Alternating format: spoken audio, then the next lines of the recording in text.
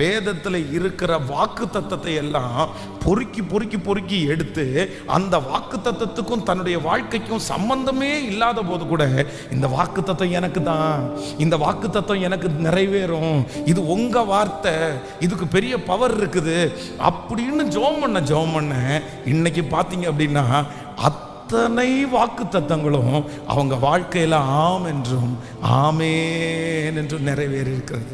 So number 1, நம்ம இந்த 90 நாளில் வாசிக்க போகிற இந்த வேதத்துக்கு ஒரு பவர் இருக்குது. என்ன பவர் இருக்கு அப்படின்னு சொன்னா சொல்லுங்க, ஒன்றுமே இல்லைன்னாலும் உருவாக்குகிற பவர். சத்தமாக சொல்லுங்க, அப்படியே நம்புங்க. ஆண்டவர் உங்கள்கிட்ட பேச பேச நம்புங்க. கர்த்தர் உங்களிடத்துல சொல்ல சொல்ல நம்புங்க.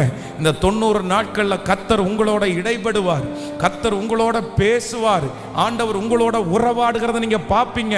அப்போ அந்த வார்த்தை